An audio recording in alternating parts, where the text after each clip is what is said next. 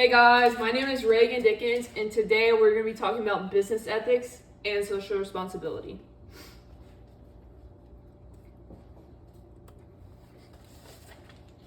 So there are four main categories of social responsibility.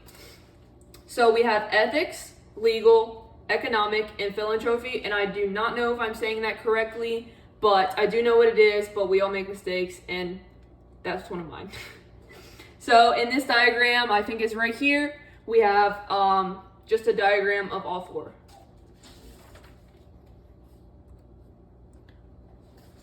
So what is social responsibility?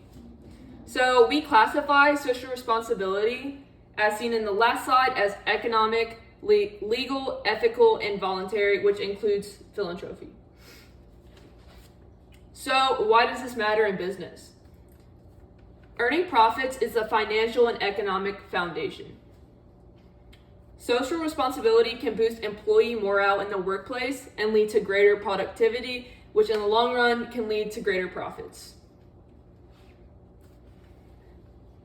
Many businesses that implement social responsibility can increase customer retention and loyalty, as well as have improved business performance.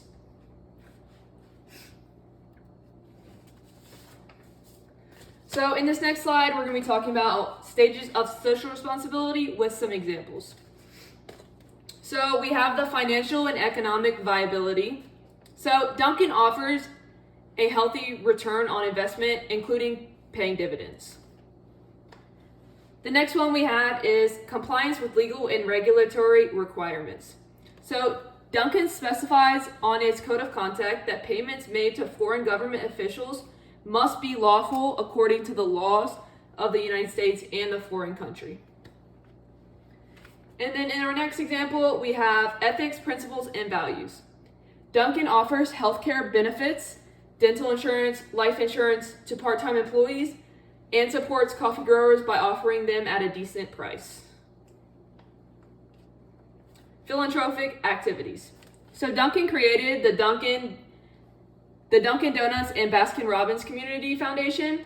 This was to serve its neighborhoods by taking care of their basic needs. So for example, we have hunger and then children's health and safety, which I actually researched it and a little bit more, and they actually raised almost $1 million, which is insane.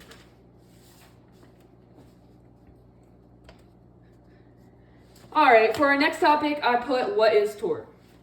So tort is a private or civil wrong other than a breach of contract. So, for example, Pizza Hut delivery car loses control of the vehicle and damages the property. In this case of the accident or incident, the injured person might sue the driver and the owner of the company, which in this case would be Pizza Hut, for damages resulting in this incident.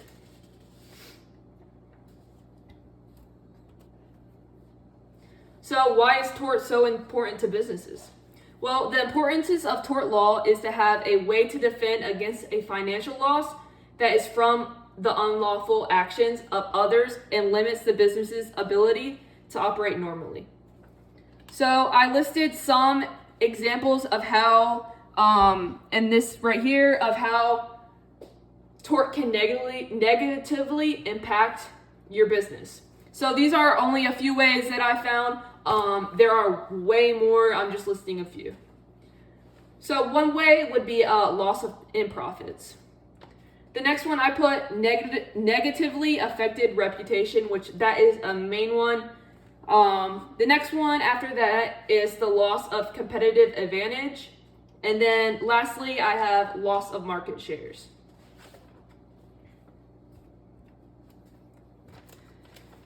All right, so what is fraud? Fraud is a purposely unlawful act to deceive or manipulate in order to damage others. In many ways, fraud is also a violation of criminal law.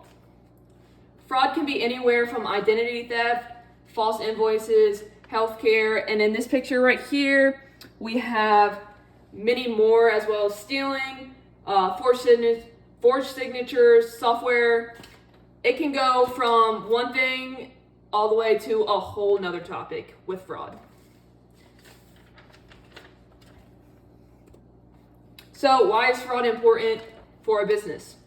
Well, fraud is extremely important and can ultimately result of the entire business, as well as it can even put you with some jail time. So knowing what fraud is important, and how to prevent it is huge with day-to-day operations of a business.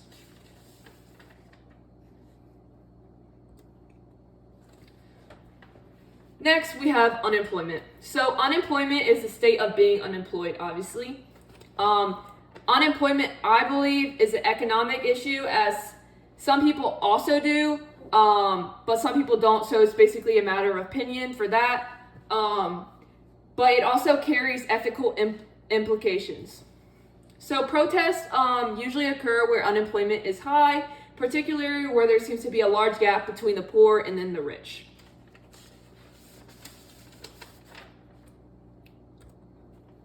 So does unemployment affect businesses? Absolutely. So factory closures would be another ethical issue, because factories around the world employ hundreds of workers. Factory closures results on other businesses, because more unemployed people mean fewer sales, which equals less profits. So many businesses are working to reduce unemployment in order to gain as much profit as they can in their company or business, which in the long run for a business would help a ton. So less employment equals more profit for the company.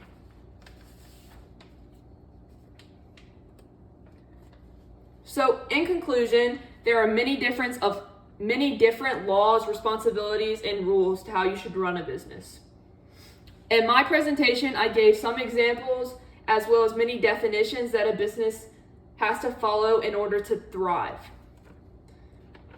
Running a business can be very hard, as it is important to follow these social responsibilities, as well as to understand these definitions if you wish to be a part of a business or even create your own one day. So I hope you guys like my presentation.